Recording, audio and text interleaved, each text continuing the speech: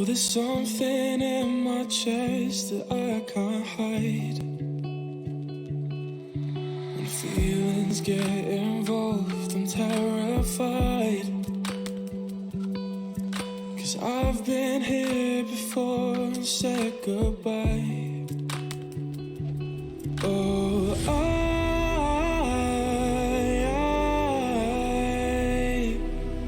are you the one when I try look, I wish I'd find? Oh,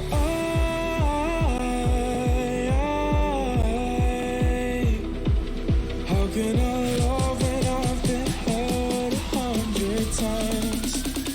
For you, I'd give it one more try.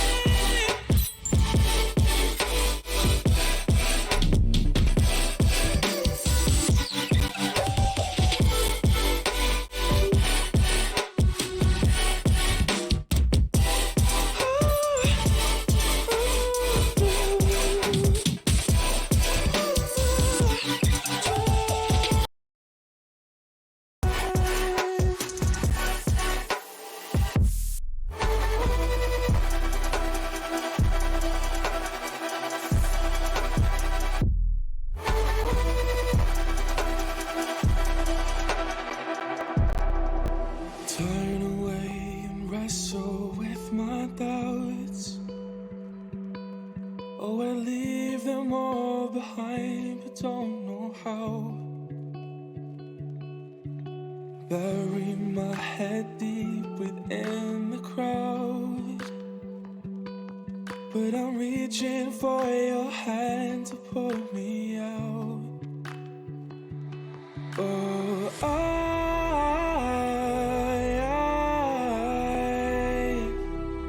are you the one when I try look, I wish I'd find? Oh,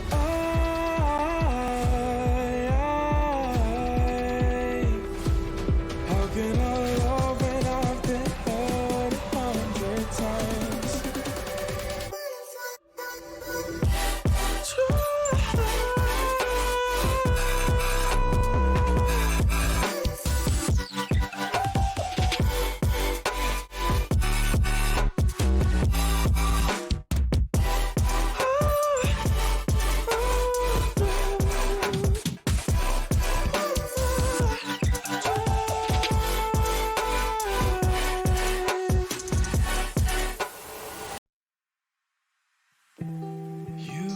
Okay, good evening.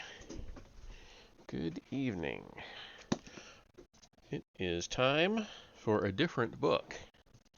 I've been debating on Wednesdays what I wanted to do, and somebody suggested that I read this, The Cloven Tree, by Chris Holmquist. I grew up with Chris Holmquist. I don't know what kind of an author he is. So we're going to find out together tonight. Oh, let me find my cheaters here. And we'll settle back in and read the first chapter. I know it's fantasy, but that's all I know about it. So, The Cloven Tree.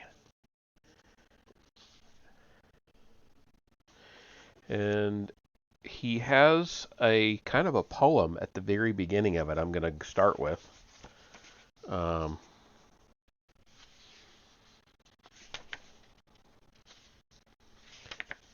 and then there's a couple pages of intro. Okay. So this is for authors and readers. In Prydain I've walked since the time of my youth. With Theoden I rode, that horse king most couth. I've traveled forested paths across dwarven floors, through towns, mountains, deserts, oceans, skies, and more. Past stars, planets, princes, and princedoms I've tread, with star captains have journeyed, with war captains bled. I've been to Narnia and two foundations, two Endors, two Andors, amid countless nations. All of these I have visited in my time. Those are their worlds. Now please join me in mine. None here have furry feet with doors that are round. This tale doesn't start so low to the ground. Some things are well known.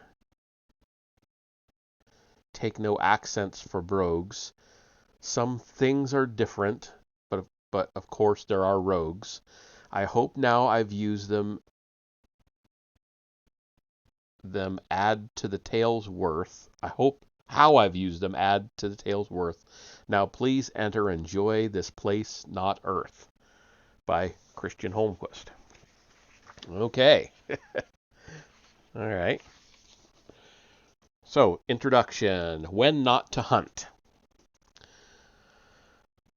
1,010 years after the High Kings came to power, Taras watched thoughtfully as Macoan set fire to the brambles that had caught the dragon cub.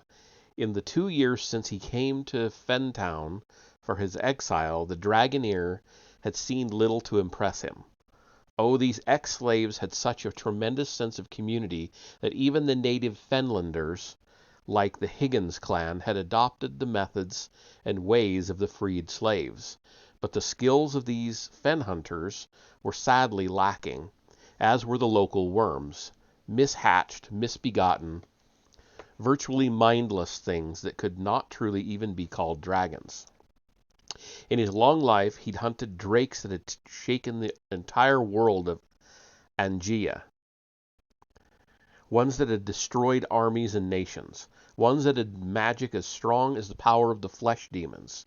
Now he lived among worms that couldn't even speak, the riff-raff of dragonkind, whose deaths were no deeds of fame or glory, but rather of controlling vermin. He felt like a master huntsman sent to kill barn rats, or a great sculptor relegated to making bricks. Yet now Macoan did this. Unless he thought the fire would kill the thing, the Taras did not think him to be that ignorant. Macoan must have realized it was the safest course of action. Macoan hadn't even needed to ask Taras if it was a true drake. As they walked homeward, Taras began considering that he had underestimated these people, thinking them good but simple, even stupid. How had he made such a drastic, so fatal a miscalculation?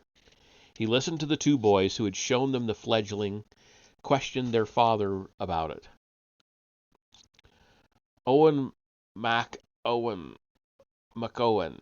I burned the brush to free it, Owen said to his oldest. Okay, I don't know, that was a little bit rough there. Owen said to his oldest, strongest son, in that irritating mix of Orc, Slave, and Fenlander dialects. It's a true dragon, son, not one of the local worms we kill for their hides, but a real dragon pup. Probably testing his wings and caught a real strong wind. If it grows up, it'll have a voice, a mind, and it'll be able to use magic. No Gowan McOwen. What? No Gowan McOwen, he said to the other boy. I don't want to kill it. Killing even a baby worm with fire's like trying to drown fish. Gowan spoke up. But aren't those dragons evil, Dad? McOwen shrugged as they walked toward Fentown. They aren't something you want to cross. That Drake's young enough, his family'll be looking for him. Kill a cub that young, his clan'll come down on you like the wrath of the Magnum Drake. If they find out, probably would have too. We wouldn't have passed up a hide like that if we'd killed the little fella. We couldn't have passed up a hide like that if we'd killed the little fella. They'd find out soon by his scent, or in 100 years, as rumor reached 'em, of a true hide got from the fens. Either way, they'd come for vengeance. Okay, this is going to be getting a little need a little getting used to. Taras felt his self-delusion shatter. He had truly underestimated these good people, and had not found himself wrong for 2 years. How did the idea that they were simple yet alone stupid hold him so long? Arrogance, he muttered to himself. Underestimating anyone was the worst error a Dragoneer could make. The men, half-bloods, and elves that made their livings killing dragons sanctioned by the great princes, and occasionally by dragon chiefs, could never afford to underestimate anyone, lest it become a habit. Of course, if he had done more than 7 hunts, and and wallowing in his own self-pity in the last 2 years, he might have learned earlier. But no, he'd immediately dismissed his neighbors as well-meaning idiots, and so left himself no choice but to be the fool. Mentally berating himself, Taras at first missed McOwen's reply. My apologies, Mr. McOwen. No, I was speaking of myself. I just realized how prideful I was, a deadly mistake in my former worm dealings. So you are a Dragoneer, Gawain said enthusiastically as his surprised older brother dropped the weights he almost always carried for strength training, a legacy of recovering from debilitating fever. Albert Higgins and I both thought you were, but Tom Craster and you said you weren't. Why'd you come here? Gawain McOwen, hush. If the man hasn't spoken of it, he doesn't want to. Sure as all hells, he doesn't need some young boy pup of a teenager prying in his life. Taras looked at McOwen and saw briefly that the man had his own deep scars. Nodding gratefully at him, he put his hand on Gawain's shoulder and squeezed. You did nothing wrong, son. Some wounds just take longer to heal than others. Changing the subject, he looked back at their father. It was time to find out why the man called his sons by their last name twice. He had been arrogant. If he'd not mustered the desire to ask that question in 2 years, well, now he would finally begin to know his neighbors. If I may ask, why do you call them that? McOwen. As a slave, my own name was Owen. When I was freed, I wanted more for my kids. My dad's name was Owen, and maybe his dad too. Ain't sure. Anyway, someone told me that some folks use their dad's name as a last name. Told me a different way of it too. McOwen or Mac Owen. Sounds better to me than Owen's son, or son of Owen. I try to avoid using the name both ways at once, but I was a little vexed. Ah, Taras said, realizing it was a surname and a patronymic at once. The patronymic was as good as a middle name as any other. It certainly had a rhythm at the least. I remember my mother using my full name as well. If I may also ask, why are your sons' names so similar? Owen, Gawain, Elwyn, Agwin, Erwin. That had bothered Taras as well.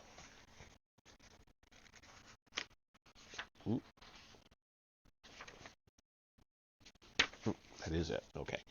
The old pain resurfaced in McOwen's eyes, but he answered briefly. For luck, Gawain and my names are similar. All my other brothers died like Jaff. Taras sensed a pain that was as deep as his own grief, and so did not press. Well, young Gawain, young Owen, you are right. I am a Dragoneer retired. After a fashion, he thought to himself, if your father does not mind, perhaps I could start teaching you boys some of my dragon lore. You do that, Mr. Taras? McOwen said, shocked out of his reverie, so much so that he stopped. I underestimated you, Mr. McOwen, and maybe everyone else here. An arrogant Dragoneer is a stupid one. I have experience that could help them even if the worms here are little like true dragons. I think I should share it. In his mind he heard the joyous cry of the fledgling as it was found. He looked back and up to see an adult drake swooping toward the burning brush. Taking it as a sign, Taras Longreach let himself feel something he had not since that terrible day over a decade before. He felt hope. And that's the introduction. I know it's a little bit rough. That's my readings as much as anything, probably more than anything. But we'll continue on here.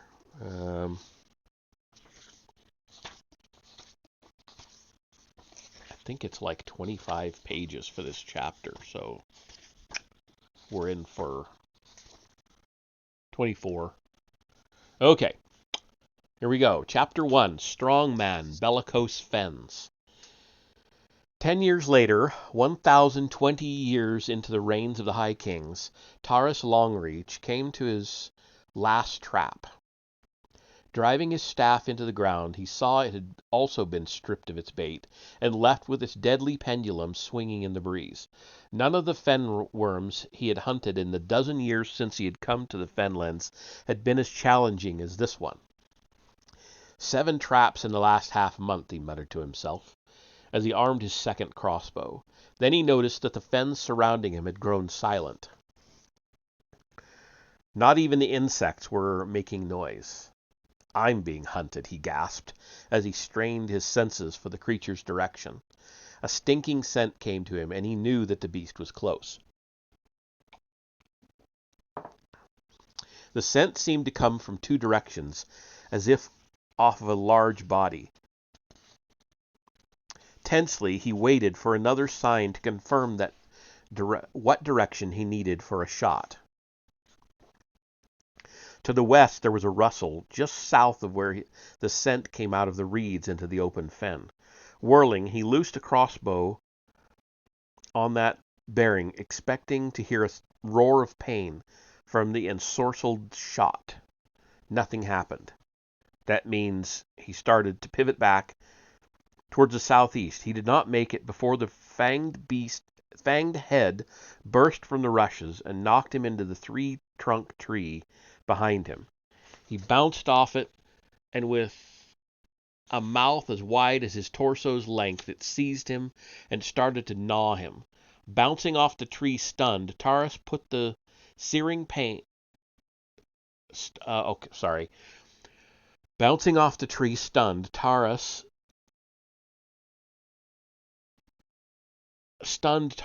but the...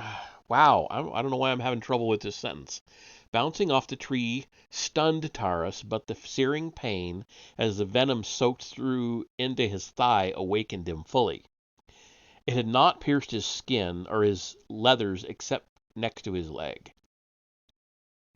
And Taras swung the empty crossbow, beating futilely upon the side of the worm's head until the weapon smashed against an eye. Then it roared in agony, letting him drop. For an instant he thought he might escape, but the 2 eyes of the fen dragon locked back on him in heartbeats. His leg was going numb. He would be lucky to make it inside the tree, let alone away. So the once master dragoneer is killed by a fen worm. What a heroic end, he muttered unthinkingly in a drake tongue. "Ah, I knew that thou wast a dragon man," the yellowish worm replied in an atrocious brutalization of that same language. "You speak." Taras dropped his crossbow in shock at hearing Dalian Drakish from a fenworm, albeit badly spoken. "Of course I speak. Didst thee take me for a mindless lizard?" "Well, yes, like most worms here." "Yes, still, I am glad that I have slain thee, dragoneer. It will make my life better. Perhaps they would even let me join the 6th clan and hunt with them." "You would consider that an improvement?" The fen drake finished coming out of the rushes. "Over living here?" "I see your point," Taras grunted. His leg was a torturer's wonder of changing pains. "Now, dragoneer, thou must die. I would wait until my venom killed you, but then you would taste terrible." It's actually written like he's got a lisp, like terrible. So I'll try to read stuff that way. Um, Come on, then. I hope you can kill better than you speak, else I shall be all day dying. Bellowing at the insult, the fen drake raised its head on its serpentine neck in its anger. It even beat its 8 vestigial wings, a sure sign of rage on a reptile with more than 4. Taurus vowed to himself that he would not close his eyes as it struck, so he saw the worm open wide its draconian maw. Time slowed. The jaws hinged, unlocked in final preparation for the strike. The head began the downward motion. Then he saw an arrow come from behind him. The shaft met the head as it came down, flying between the fangs on its way to the half-dragon's soft palate. A spray of blood went out from the top of the skull as the bolt punched through the bone. He saw the head stagger to a halt in its strike, and then the beast fell to the side. Then time and the world returned to normal. Bellicose, his rescuer swore, hinting at a vile oath by substitution. That's a repulsive fenworm, Mr. Taurus. How do you feel? Owen McOwen! You are the most ugly, most beautiful sight a man could ever see. How do I feel? Not well. Its venom soaked into my thigh, and now I cannot feel my leg. Thank you for avenging me. Tell the council this half-drake hunted us. Now go, we're too deep in the marshes to try a rescue. What, leave you here? Dad'd skin me if I did. Then he'd turn mean. Besides, I've help. Giving a loud whistle, the 30-year-old man called 2 of his younger brothers into the clearing. Can I start to skin it, Owen? Agwin asked. Never mind that. Mr. Taurus is wounded. I need your aid kits.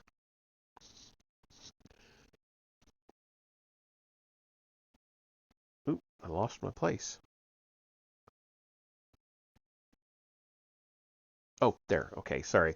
Agwin and Elwyn began to move with such brisk skill that they did not appear to be children as they came to help.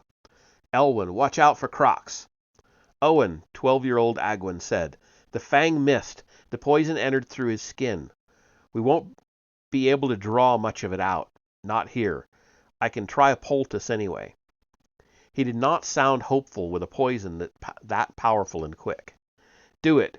Cut out that patch of his leggings that were venom-soaked, too. Pulling his own aid kit out of his pack, Owen took 2 small vials and spoke to Mr. Taurus. This is a counter-venom. It's not for what you were soaked with, but I think it'll help. Drink this with it. He held up the second vial. It'll wake your nerves. It should, I think, he qualified, looking at the strange worm, knowing that the difference of this worm meant its venom might be unique. Still, both of them knew what it was doing, and many types of venom had a paralyzing effect. Treatments could work on more than one poison. Regardless, they didn't have much choice. Owen watched to see if the wounded man needed any help administering them, and then said, How do you feel now? In pain. My toes are on fire. Good. Pain means the venom's being fought off. It's in the same poison family, then. Elwyn, I said leave the worm. We can harvest it later. The younger McOwen resolutely refused.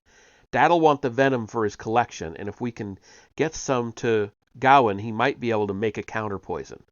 You're right. Good thinking, little brother. Great, in fact. Mr. Taurus, can you stand? I think so. Agwin, Elwyn, reload your packs. Take Mr. Taurus's crossbows. Elwyn, take my horn. No sense in blowing it now. We're too deep in the fens. Run up the center, straight up the Higgins Trail. When you get to Billy's camp, blow the horn for all you're worth. You know the signals, right? Yes, they responded. Wounded hunter, Higgins Trail, poison bite. Good. By then, you ought to see the signal smoke from town. Owen said, slipping a little more into his father's vernacular while excited. Stay together. Watch your backs. I'll try to get Mr. Taurus as far up the trail as I can. Don't wait for us. Once you see the answer smoke, get up the trail and out of the fens. Do you understand? Yes, Owen, Elwyn said. Agwin nodded. Should I tell the garrisons? This was the one that got their dad. arm guard stuck in its teeth. You get to Gowan first, then you can tell him. Make sure you blow that horn. Go, we'll be following. The two boys agilely ducked around the tree trunk, headed north. 20 feet past the odd tree, they passed into the tall rushes, and all evidence of their presence was gone. Do you think they will make it? Taurus asked. At their age, they can use the tree roads for much of the trip. They're light enough for the rope bridges. Then they'll only have to worry about snakes or bugs, and they have plenty of experience with them. Dad's a good teacher. Can't you carry your pack? Yes, I think I can. Shall we go? Yep, just one thing to do. Taking out his ember kit, he grabbed a flare, lit it, and tossed it onto the worm, the only really dry spot in that particular bog. It won't go out up there. Blast the things cost too much to chance them falling into the water. I'm ready, Mr. Taurus. How about you? More than, my friend, he said, standing up. It's not too bad if I lean on my staff. They started walking in the same direction that the boys had. They made nearly a straight mile in the first hour, which was excellent for Taurus's condition. Soon, though, they hit a damp stretch where they had to wade through calf-deep water or ankle-deep muck, and they had to slow down, as Taurus had to struggle. Plus, when Owen had said straight, he had been referring to the general direction they wanted, not how the trail traveled. At 2 miles straight-line distance, 5 was closer to what they had to walk. They came to another open bog. It could have been the twin of the one before. Taurus was wounded, except the tree trunk was in a different place, facing a different direction. Taurus headed for the tree, or is it trees, he thought, dazedly, making it to the black wood before his legs gave way. He banged his damaged ribs against the tree and cleared his mind again. Oh, and I can't go on. The antivenom was not strong enough. I'm too weak to walk. Go on without me. Owen scoffed as he took off his pack. We can tell the hide buyers you died of a fever if I bring your body out. The poor joke made Taurus laugh, then wince. Laughing's a good sign. Here, I've got more treatments to try. Digging into his pack, he brought out 2 more vials, giving them to the Dragoneer. I hope that you realize that I've used 10 gold coins worth of medicine and flares on you, Mr. Taurus, Owen joked. Again Taurus laughed. Then he froze. A huge crocodile was creeping up behind Owen. Catching the look, Owen rolled, grabbing his staff as he went. The giant croc charged, following the movement, but Owen was on his feet, now facing it. Sidestepping, he smashed his iron-bound staff into its left jaw, bruising it. The blow shifted the animal's head to come down, looking right at Taurus. Owen hit it again on the jaw. The beast swung its opening maw back into the blow, despite Taurus throwing his staff sideways to distract it. The 12-yard-long reptile was trying to knock out Owen's feet so it could bite him in half. Owen, having started coming to it, could not get out of the way. Forced to jump forward, he landed inside the creature's mouth, facing its throat, his feet barely fitting inside its lower jaw. Bracing the upper jaw open with his staff and body, he would have died, but Taurus' staff had landed in there as well. Also bound in iron, it was thinner, but its core was a half-inch thick rod of steel. Owen seized it. For a heartbeat, as the jaws started to close, an awed Taurus saw Owen defy the vice with 2 inches of oak and iron forming the third leg of a triangle inside its jaws. His body a second staff right on top of the first. Then Owen had Taurus' staff wedged, lower left to upper right, just ahead of his own, forming a lopsided makeshift A-frame, an A-frame that Owen had to physically hold together. Taurus realized as the oak staff or the oak staff would snap. Sorry. It probably would anyway, driving the broken ends into Owen's gut or chest.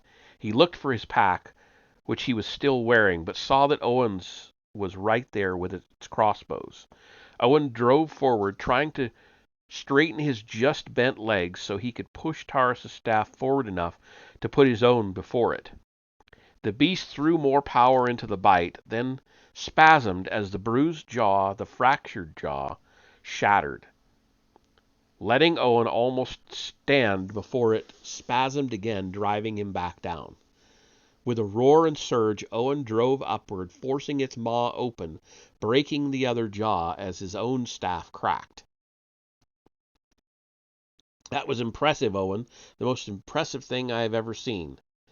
Gasping, Owen shook his head. The beast gave up, he said slowly. It stopped fighting me. I should have hoped so, Taurus said, holding up Owen's crossbow. I am sorry about the death spasm, but I did not think your staff could hold longer than its muscles. You shot it through the lungs? Owen replied, looking at the weapon. Worm dung, he swore. That took a lot of effort. Your strength training has worked, it seems. To think you once had the muscle-killing fever. Now go, before something else comes. Owen shook his head. Mr. Taurus, if I can carry a bull over a mile, I can carry you and your gear for 6. Just at that moment, a shrill, high-pitched call sounded to the south, to be answered by a reply to their north, an answer that came repeatedly. Carrion shriekers, Taurus said. I think old Garrison was right. They've learned to sense when a man is injured, and their bite is a bit different. It sounds like they're crying all the way up the Higgins Trail. If I can carry you up one trail, I can carry you up another. Any objections? No. Without your help, I will die in any event, so I am not taking any risks. Who knows? We just might make it. Good, Owen said, gathering up his gear as he resealed his pack and shouldered it. Grabbing Taurus's staff, he leaned it up against the tree trunk long enough to take a token marker and set it in the tree, leaving his own staff where it was.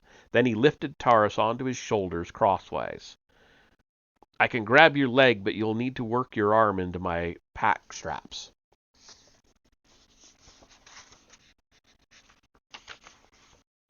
Okay. Then grabbing the staff, he headed westward, riding belly down across and behind Owen's shoulders. The wounded Dragoneer looked back at the blasted, broken crocodilian. We might just make it after all, he thought. The prince knew his... The prince knew his soldiers were not impressed by the tour given by the town chief. His men were disappointed that his town had no livestock or foodstuffs that they could requisition.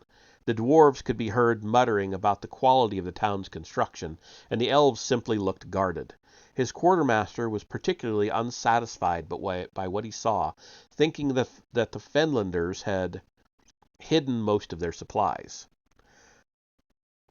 For the last time, sir, the town chief responded to a scarcely veiled hint at what he was not showing them. We ain't got no hidden livestock, and you couldn't have any if we did. Couldn't afford it. The Fens never providin' much, and the merchants who come here are few and drive hard at barter.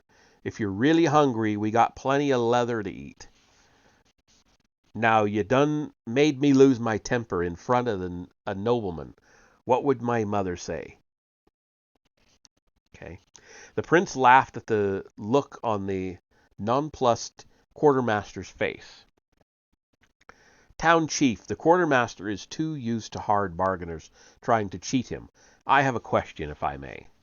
Certainly, my lord, the town chief said, proud that he managed to suppress his normal pronunciation. Like most of the ex-slaves, he felt embarrassed at his lack of polish. Why is it that you are called town chief instead of mayor? 'Cause of the mines, lord, he said, his normal speech reasserting itself.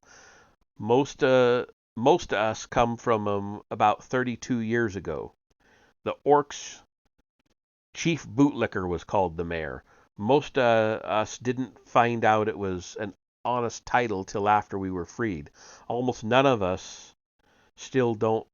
Almost none of us still don't want nothing to do with it. His King's Guard His King's Guard captain spoke next. Your town walls are the thinnest walls I've ever seen. Why's that? We don't have anything to thicken 'em with, captain. The mine we have here in the fens, our new mine, is 3 days away by wagon, and it don't make enough stone. Maybe it'd make more, but most of us won't work in it. 'Sides, we got no way to haul it if we had it, 'cause we ain't got many wagons. We could use wood, I s'pose, but there's no reason to. Hasn't been for years. Before they could ask him what that meant, the elf Dadoran called down from the wall. Town chieftain, doth Fenland often burn? Could be one of the fenworms. Sometimes one of 'em can burn a flame. Or maybe it was a lightning strike. They'll cause a wisp of smoke even in the wet season. 'Tis not a wisp, town chief. It doth billow like a cloud. Fear painted the man's face. No, no, no, not again, he said as he started for the nearest ladder. Spry, despite more than half his life having been spent in slavery, he raced up the ladder and looked southward. Damn, Fernie! You're supposed to be watching. Bring that blasted spyglass up here and stop pestering those soldiers. A villager they hadn't met scrambled up the ladder and handed the telescope to the town chief.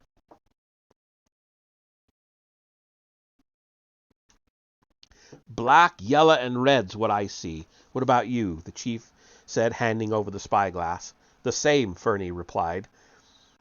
Turning to look inside the town's wall, Fernie found a group of young villagers.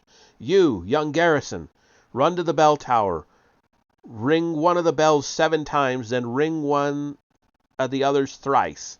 Do you understand? Yes, 7 rings and 3, 2 bells only. Good. Make 'em loud. Now be off. The chief was already sliding down the ladder.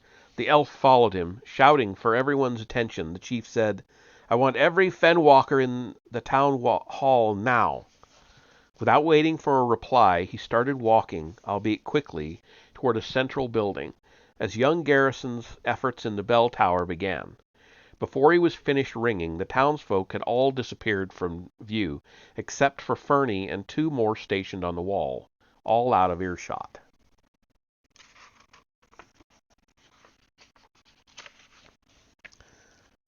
Lord Dadoran, the prince asked, could this crisis be staged? They must know that we are not pleased with the layout of their community. Or by how they received us, the captain grumbled, refusing to provide even an opportunity for king's soldiers to requisition supplies. That is illegal for king's wards.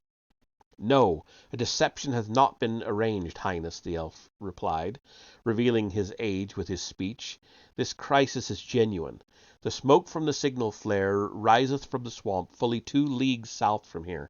Nearly a day's journey in this place, and none hath left southward since we arrived. But the chief seemed to be hiding something. At the least, he was very uneasy. Oh, he's got some weird ailfling? I think it's maybe supposed to be an elvish type word. I'm not sure. It's, I don't know. Either that or it's some jumbled type. I'll just go with it. Aifling, the elf said. Few among them have experience with soldiery and nobility, while I don't know what that symbol's supposed to be, hast hidden the height of thy rank. Any noble who arrived with a company of warriors would make any local headman ill at ease. He smiled. Thou hast influenced the quartermaster. The prince nodded with the assessment. So this crisis is legitimate. But the village is still illegal, the captain said. People who depend upon the king for food and supplies have to lay their villages out within the king's codes of defense. The original village might have been built with that in mind, but this sprawling, haphazard construction looks to have quickly taken over. My prince, it looks to me as if this village needs to be closed. They are abusing the High King's goodwill blatantly. Atheling, de Doran spoke again. Let us not forget our mission. And that is more important, the prince said. I agree, Lord de Doran. More information is needed. Let's see what this crisis is. Quietly entering the hall, he overheard an intense debate about who would be going into the fens to rescue some of their hunters. What surprised him was that more than half the villagers present were volunteering to go into the fens. The council had to spend its efforts not to motivate the locals, but to curb their zealotry. Most surprising were the women who volunteered. He had not expected women hunters. This didn't fit the reports at all. As for you, Mrs. Garrison, it's been less than a month since you broke your leg, and half a month since your husband was killed. You're not going. The chief spoke on. Now the rest of you hotheads, sit down and be quiet. First of all, we need to know who's in the fens, Wilbert. We're supposed to be running messages. You're supposed to be running messages for Fernie.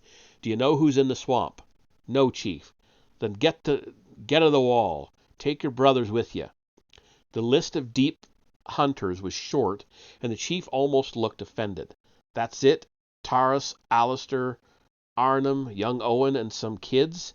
9 deep hunters? None of old Garrison's kin can go back in right now. That's our law. As for the rest, well, everyone's been a little leery since he got bit. Higgins answered, shrugging. All right, what about the close hunters? The prince was astonished by the intricate preparations of the local council, and watched intently as a list of people hunting within the first few miles south of the town was composed. From what he'd been told, except by his father, these people would stab anyone in the back as soon as smile. He had taken those reports to be exaggerated, but this... Casson, said the elder who made the list, go take this to the watchers and make sure all the near hunters get in. Now, we need to form trail watches. Higgins, Allen, Barnd, Red, and Connie, we need each of you to take good, cool heads and watch the trails in case they make it to the close fens. Connie, your group will get the Highland Point. Red, your group we need to have at Berry Point to watch there. Barnd, your group will wait on the head of the Higgins Trail. Allen, we want you to wait at Marsh Head. Higgins, your group will wait at the head of the Amber Trail. Now wait a minute, Higgins jumped up. No one's used the Amber in 4 years. I'm as good a fen walker as anyone. Why not have Red or Connie babysit it? 'Cause they're just as good at fen walking as you, plus they can keep their mouths shut. The Highland Trail ain't much more used than the Amber. I didn't hear Red complaining about watching the old Center Trail, neither. Now shush, or I'll name somebody else. Each of you pick 9 other fen walkers. Go down each trail, no more than a mile, and wait there. Wilbert returned at that point. No other smokes yet, Chief, and all the near hunters are in or almost in. You can see 'em from the wall. Good lad, he said, turning back to the 5 watch leaders, he said, take a horn with each group. Don't forget the flares. If they make it to you, sound and smoke out recall. All you understand. He looked pointedly at Higgins. I understand. I may not know how to keep my mouth shut, but I can fen sense. But I got fen sense. Let's see. The prince saw 5 people get up and start picking other villagers to go with them. Shockingly, he discovered at that point that Connie and Red were women, and only Higgins didn't pick any female hunters to go with him.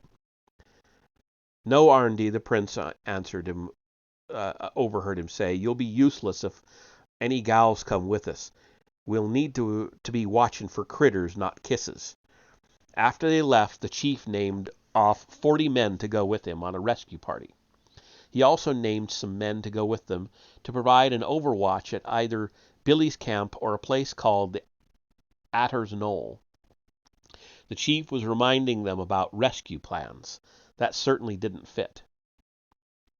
Remember, one of our best people's injured, one of our chief sources of income, in case neighbor lines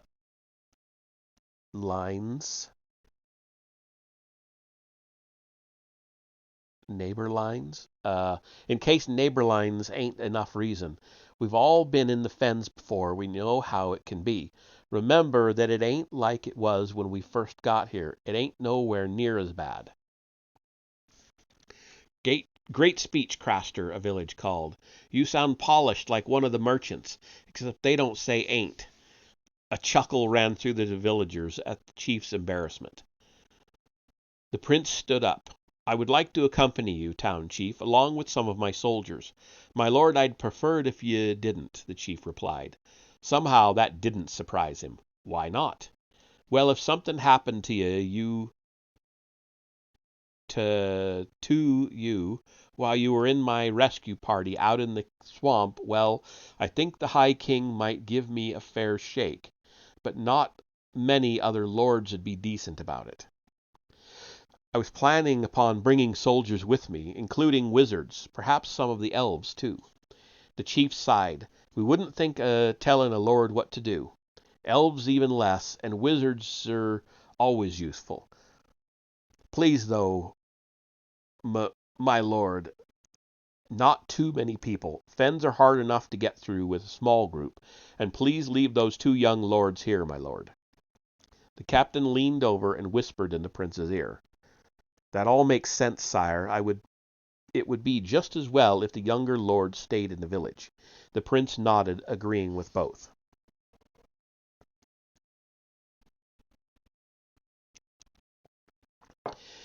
Higgins was quietly watching the heads of a group of paths loosely referred to as the Amber Trail. He had half his men on watch as the rest dozed. Here Ism sits, one of the men complained. On a backwater coast of a backwater sea's backwater fens next to an abandoned backwater trail. Hush up, Ism, Higgins said, or this backwater man's going to backwater your mouth with his backwater hand. Violence, Higgins? Your family's always been too uptight, Ism replied. Ah, Ism, Arndy said in a mocking imitation of profound speech, 'tis 'cause the Higginses art extremely depressed. They can't fathom why the rest of our loving and humble community doth not realize their moral superiority and instantly grant them perpetual lordliness over all of Fendom. Perhaps you should have brought one of the gals, Higgins, Ism said. Then he'd only be trying to seduce one of us with that tongue of his. Okay. And that one, Viln interjected, would slap him while in the fens and not break the law. All 10 of them laughed at that, including Higgins. Then they heard the horn in the distance. That's a McOwen horn if I've ever heard one. Yes, Higgins said, listening. To him the signals were clear. The others didn't quite have his hearing. Well, that's it, boys. I guess we can all go home now. Higgins quickly became combative again. What do you mean by that, Isnson? Why, they're coming up the Higgins trail. We needn't wait here. He's right, Higgs, Arndy said. We ain't needed out here. There you go throwing ain't out like the chief, Higgins said. Sit your sits down. It ain't time to go yet. Trying to hold on to the power once you've got it, Higgins? Thal asked. We heard the horn blowing. Did you hear it blow recall? Did you? No. Did any of us? No. Village council said wait for recall, and I'm going to do that. They said I was the boss of this trail and told us to wait. We're going to wait. But the horn. Use your heads, Higgins said, exasperated. That horn wasn't blown too far away. Probably at Billy's camp. How deep in the swamp was that smoke, Ism? 8-10 miles, maybe, he replied. Could anyone go up that trail 5 to 7 miles in 4, maybe 5 hours, carrying a wounded man? Well, someone reached Billy's camp, Arndy said. Owen took 2 of his brothers with him. All of you know how thick the trees are on most of that trail, and the young McOwens are as good in those trees as any of the kids. Certainly he sent 'em ahead while he limped behind with Mr. Taurus, running up the rope road. They could have gotten that far, but I'd bet a gold piece that Owen's still deep. What if it's Owen that's been bitten? Ism asked, instantly regretting the question. Higgins let him have it. Have you lost all your sense? He weighs 25-30 stone. Not a man in the fens can lift him alone. If he was injured, they'd just hole up and wait for the party. Hopefully he wasn't the injured. Perhaps he misunderstood the horn call. What? Okay. So what do you think it means, Higgs? Arndy asked. It means that younger Owen's sons are safe, soon will be, and Owen Owen is trying to bring Mr. Taurus out. He could make for any trail. It ain't against the law to change trails in an emergency. He said, his speech nearly as thick as the chief's. It means he's south of us, and it means we shut up and wait.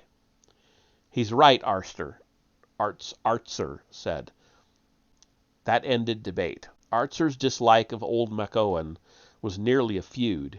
If he agreed to stay to help an Owen's son, the others could not back out. They shut up. They waited. The prince could easily see why many termed this portion of Angea a jungle. While in open bogs vision extended as much as 100 yards, they were rare, and in certain places reeds, grasses, trees, and sorts of what he reluctantly concluded he had to call plants cut visibility down to a few inches. The average visibility was about 1.5 men before or behind.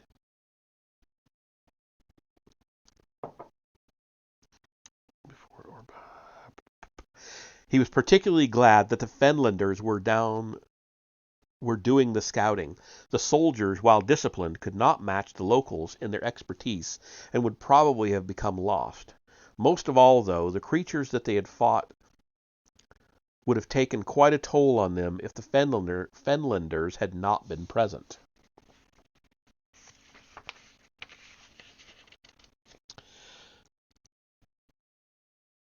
You say these are normal fen crocodiles? He asked as he stabbed the voracious beast one more time for good measure. Yes, my lord. These ones aren't really all that big, the chief stated. But it's nearly 20 feet long. 17. The largest we've ever harvested was 45. Big crocs like that are rare, though. A different kind. There are at least 5 different kinds in the swamps. All right, boys, he shouted to the men behind the prince. They're dead, and our lord here's all right. Now help my boys hang these skins. Borson, no time to hang 'em properly. Just get 'em off the ground. Don't worry about the bodies. We'll leave 'em for the carrion eaters. Back to the prince, he said. What isn't natural is how they're ganging up on the trail. I thought those McOwen boys were exaggerating when they said the trail was filling up behind them. Garrison said he had a new idea about how the Fens know when a man's injured, but he never got to lay the theory out before he got killed. Turning back to the men skinning the animals, he shouted, That's good enough, lads. Anything else we can finish later. Let's get moving again. He went back to the head of the column to start them off. He says a lot, whatever his dialect, the prince said to himself. Yes, my lord, but despite his lack of formal education, he is an able administrator, Oliver replied, one of Fentown's 2 wizards. Your pardon, my lord, I did not mean to intrude. Don't worry, master. When a nobleman thinks he can ignore a wizard, he's gotten above himself. Walk with me, please, sir. As the column started again, the wizard asked, "Of what would you speak, my lord?" "These people. Somehow I feel that this expedition is pointless. Then I think of how well they move through here without losing their bearings, how quickly and quietly they dispatched the creatures we have encountered. How many were in that last group?" 19, my lord. All told, 53 of the beasts have attacked us." 19. 53. That many creatures killed and not a man injured. I received unfavorable reports about these Fenlanders, Master Oliver, correct? At the mage's nod, he continued, "I'm starting to discount those reports, but there is something enigmatic about these people that I cannot quite touch, something that makes me think they're untrustworthy." Clearing some brush for the nobleman, Oliver took a moment to reply. "What is bothering you is their sense of freedom. They honor and respect the kings, but they have no lord and they do not lack for it. They are independent."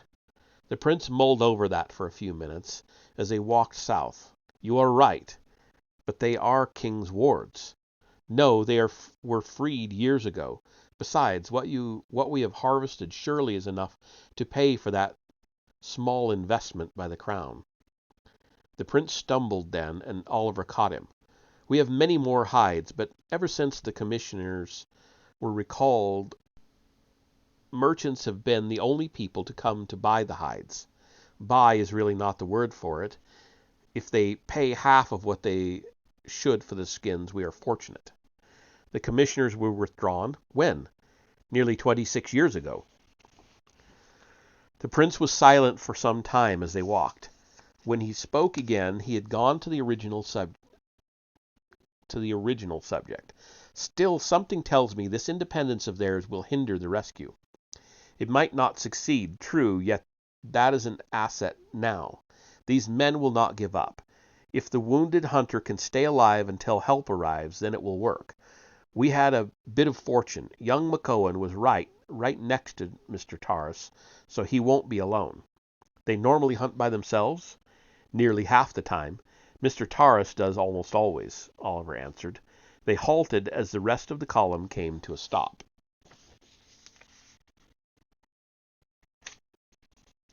"We're coming up to Five Tree Point," the chief said. "That's the end of the old proper Higgins Trail.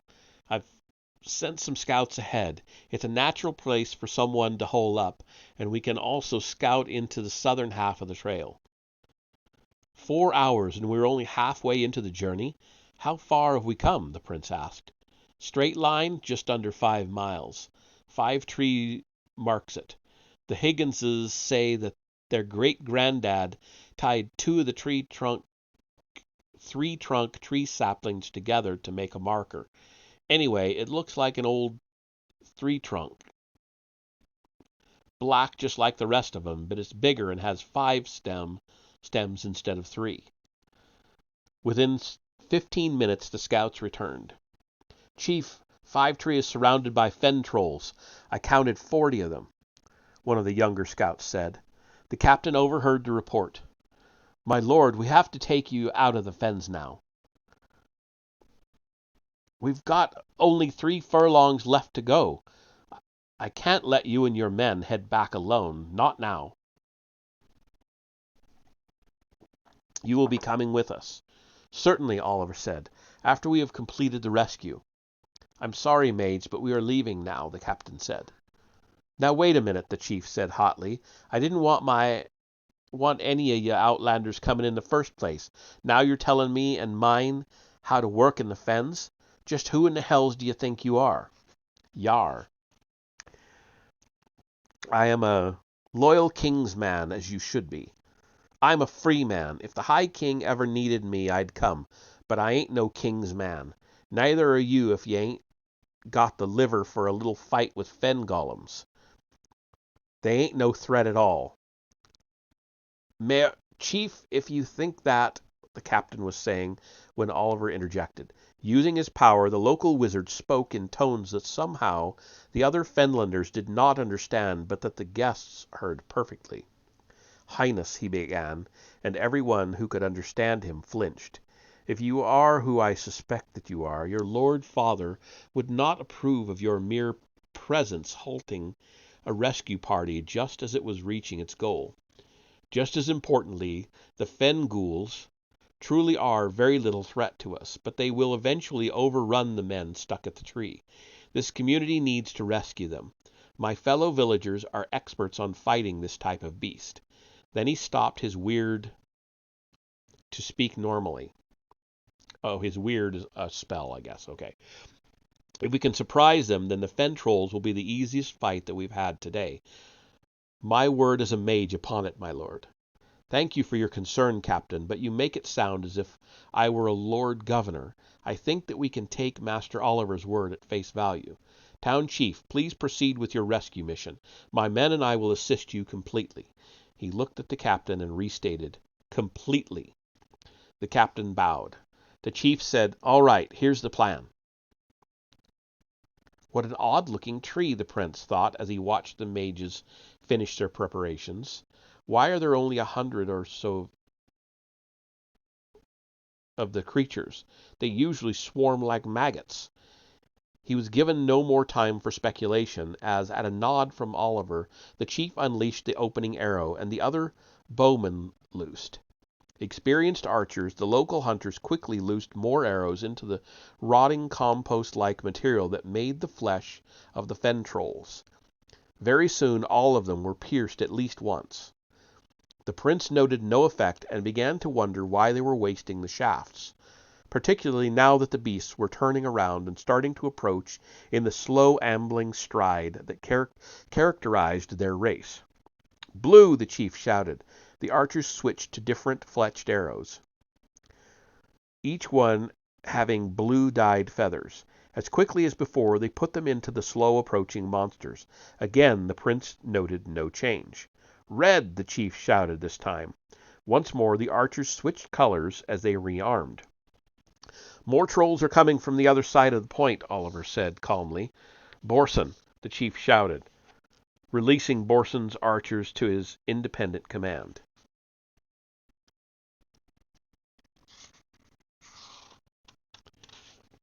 First deep, Borson shouted.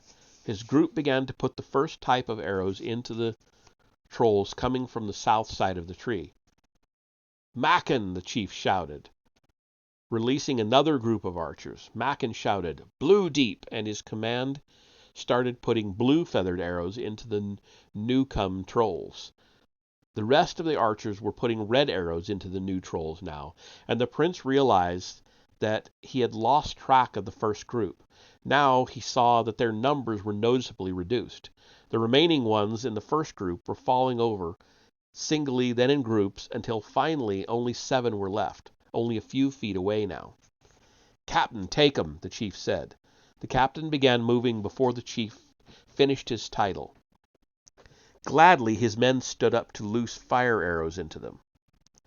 The remainder of the first trolls ignited like dry pines. The rest of the trolls panicked and ran scattering. That is, they tried to scatter, but the mages had prepared for this. The trolls quite quickly ran into unseen barriers that the wizards had erected. Many did not live to reach the barriers, as the arrows already pin-cushioning them still worked with deadly effect. Wizard, a voice shouted from 5 Tree. Muck runners, south, 3. Closing his eyes, Oliver concentrated. Immediately, a lightning bolt struck south of the tree, distinctively splitting into 3 different hits. Clear south, the same voice shouted. Clear northwest, Borson shouted. 12 left northeast at the barrier, the captain called out. Mages, bundle them up, the chief stated. I want to keep this one out from the rest, Oliver stated, making one of the trolls appear blue. All right, keep a handle on him, Master Oliver, the chief said, and Oliver trapped the shielded the blue troll separately from the others. Bundle the rest. The other mages wrapped their barriers around the 11 trolls, not singled out, and compressed them into a tight group. Then the chief deliberately knocked an arrow, a flame arrow, lit it, drew, and sent it into the tightly packed group. The prince had to cover his ears at the sound of the explosion. The heat that came off the creatures was equal to a smelter's, but it rapidly fell as they were consumed. "I have to thank you, Captain," the chief said. "If we hadn't had our discussion, the rest of the trolls wouldn't have been here yet. I thought they'd have shown up already."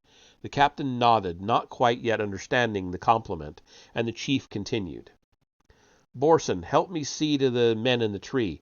Mackin, your group's to help the wizard. Keep your eyes open. The rest of you, come on, Borson, let's get there."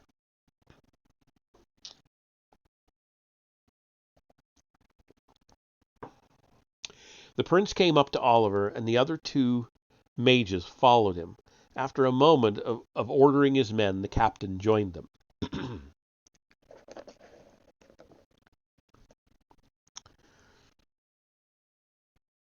"That was the most thorough destruction of a group of fen golems I've ever seen, Master Oliver," the captain said. The wizard Arnest nodded, as did the other mage. The captain went on. "Very thorough, very professional. It was almost easy, and that is not a word I have ever heard used to describe a fight with, what did he call them, muck runners? We've had much practice. When the people from the slave mine were first settled here, the fens seemed to have more trolls than insects. They caused dozens of worms to raid north into the tamed and half-tamed lands. There are very few of the reptiles that are troll-proof, as we call it. But now we have driven them close to extinction. In this part of the fens, anyway. We do not know about the far swamps." "You've killed them off?" the prince asked. "How did the arrows kill them?" the captain asked. "The arrows had different poisons of snakes and insects upon them. When mixed properly, those venoms are the chemical equivalent of fire. The locals who lived here before the freed slaves came had been working on the problem for generations. The secret is that the venoms must be, at the end, mixed inside the troll. Their glands do that for us. The arrow dissolves, the venom is released. As to extincting them, we know that they mate, and if eaten, their severed limbs can grow a new body." Oliver walked to the men checking the troll corpses with arrows being used as probes. "But they have a third way of procreating," he said, surprising the others. "I think these ones have the nodes, Oliver," Mackin said, pointing to 7 courses that his men had gingerly set apart from the others. Oliver probed one of the selected corpses with his mind. "Yes, it does. But yes, one of the nodes is viable." Oliver donned a pair of gloves. He seized a handful of the animal's flesh. The gland that came out of it filled his palm. "What is that?" the captain asked. "It's a spore gland. I think the fen trolls here are far older than their average kin in the rest of the world. I believe this gives them more time to grow their glands to make spores. I also believe only trolls that have mated are carriers of the spores. What we have proven is that if most animals eat the spore gland will break down and the spores will grow. They consume the host or are passed to another host. That is why they return to areas where they have been extinct for years, even centuries." "Let us see if we can find the spore glands," Aldemar said. He and Arnest went off to assist Macken's squad. "Now, my lord, let us probe the live one," Oliver said, carefully depositing the node in a glass vial. They walked over, and the mage concentrated. "Ah, excellent. This one has 4 nodes that have potent or likely potent spores." He pulled the glands out of the troll and set them in their own vials. Then, with a word, he lit a fireball, ran his gloves in and out of it for several seconds, until any residual golem flesh was well incinerated. Removing the gloves, he put the vials in a case. "My lord, do you wish to finish the beast?" Nodding, the prince grabbed a moderately sized branch and stuck it into the fireball. Once it caught, he thrust it into the trapped monster, and it blazed in flame. "I believe we found all the rest of the nodes, Oliver," Aldemar said, "and if I may say it, your villagers are very well trained at this. When we return to the village, perhaps you would teach us how to recognize the viable glands." Damn, the chief said, coming up. What is wrong? Oliver asked. McCohen's switched trails. It's Alistair and Arnhem who are stuck in the tree, along with their boys. Arnhem found the worm-ugly son of an egg-layer, he says, as if any of 'em are pretty, and Alistair and his boy found the croc Owen killed on his way out of the south section. Says McCohen broke the croc's jaw. The Outlander started at that. I can believe it, given his strength. Man. Well, I wouldn't without seeing it, except that McCohen's left this. He held up a lacquered wooden coin with 2 symbols on it. I asked him plenty of times not to use the same coin for 2 different symbols, but no, them McCohen's got to be different, he said very agitatedly. It was the boy who found it, but he had it knocked down so he could reach it. Oh, had to knock it down. I think that's just a printing error. And he wasn't sure which one Owen left facing up. They both mean he left the trail, Oliver noted. Yeah, but east or west? In either case, Chief, we have to go back up the trail. We should be able to reach Billy's camp again before dark. If we have not found him by morning or heard from the other trails, we can come back again. For right now, we need to presume that he is behind us. You're right, Oliver, dang it. You always are. Are you through with your toys? He said, gesturing at the trolls. Oliver smiled. Yes, Chief, we're done with them.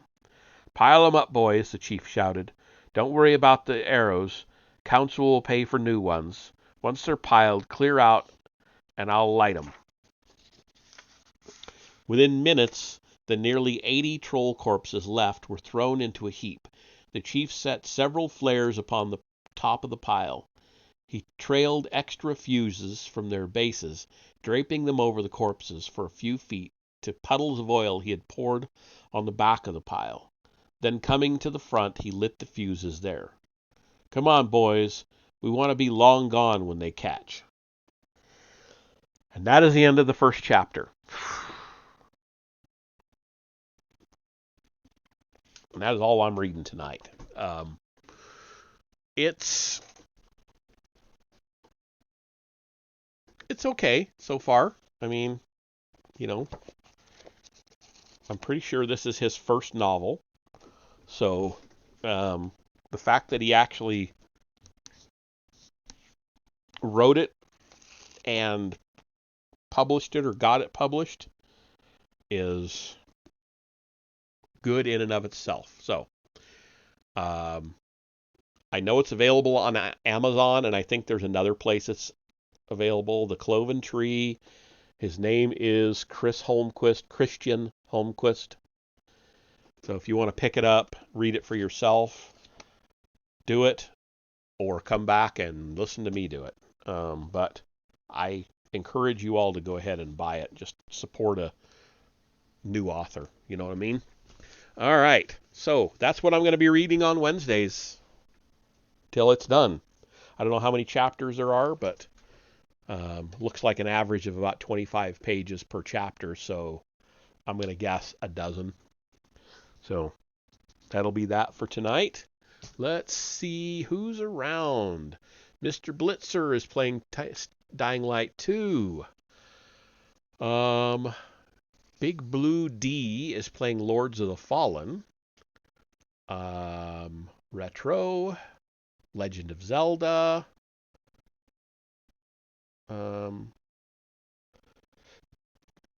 Let's go.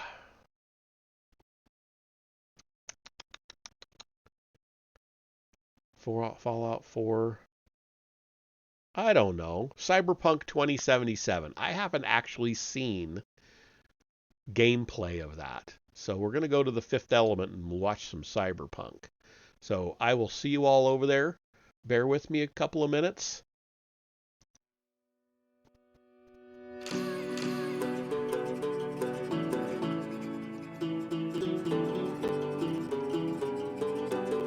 My heart is beating. I know this is one is broken, and one is me. Because I have seen apart. I have known about the play. I didn't have anything to say. Follow your heart, don't take. If you leave it behind, someone will bring. I left you my heart. What did you do? You left me sorry. Do your worst, gods.